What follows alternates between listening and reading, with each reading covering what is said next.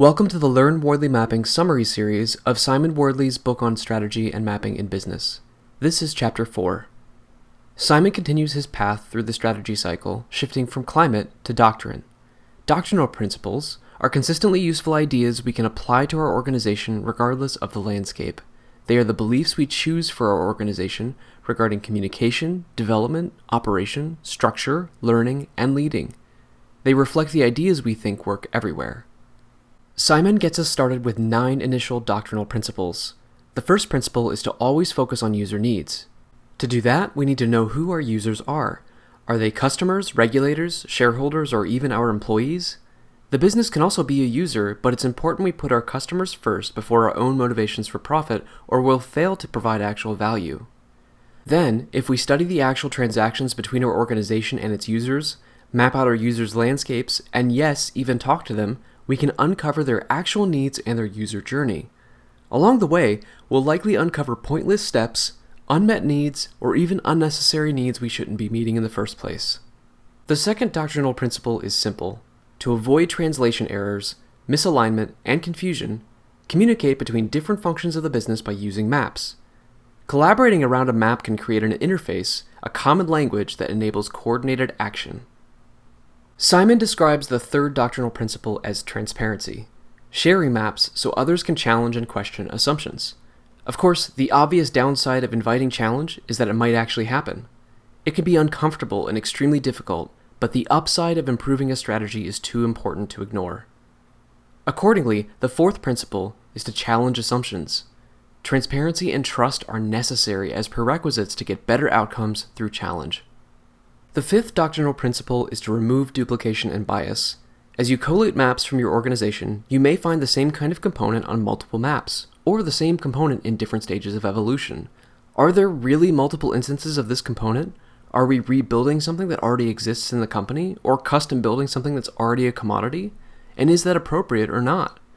Too much duplication or bias does have a financial impact, but it more importantly diminishes the organization's ability to develop more complex capabilities. Simon remarks on finding hundreds of duplicative systems in global organizations built through acquisition. Doctrinal principle number 6 is to use appropriate methods. If we outsource a system that has a variety of components spread across the evolutionary axis of the map, and if we put in place a detailed contract with the vendor specifying exactly what will be delivered, we'll be hit hard by change control costs. Why? Well, a structured contract is fine for industrialized components, but the components in the uncharted domain are under constant change. We can't specify what we need up front because we just can't know. We need to break the system down and approach each component individually, building components in the uncharted space in-house with agile methods, buying off-the-shelf products in the transitionary domain, and outsourcing or consuming commodities in the industrialized domain. The seventh principle is to think small. We can't pretend the system is simpler than it really is, so instead of treating the system as one thing, we need to break it down into its components. Knowing the details like this helps with managing the landscape, but can also inform the design of our organization and teams, such as with cell-based structures. The eighth principle is focused on consideration of both aptitude and attitude in organizational design. Depending on context, teams need different kinds of skills, like marketing, engineering, finance, etc., and different kinds of attitudes. Teams working in the uncharted, for example, will need an attitude of experimentation, while teams working in the industrialized space need an attitude focused on volume operations. These different attitudes, inspired by Robert Cringely's book, Accidental Empires, are pioneers for the uncharted, settlers for the transitionary domain, and town planners for the industrialized. These are all brilliant people, and each attitude builds and operates its own components in its domain. Pioneers show us wonder, but also fail a lot. We wouldn't trust anything they build, but they make future success possible. Their discoveries are strange, confusing, and magical. Think core research. Settlers turn the half-baked ideas into something useful. They make repeatability possible by listening to the customers and improving some more. They make the ideas profitable. Think applied research and differentiation. Town planners can industrialize ideas to take advantage of economies of scale. You trust what they build completely. They make things faster, better, smaller, and more efficient.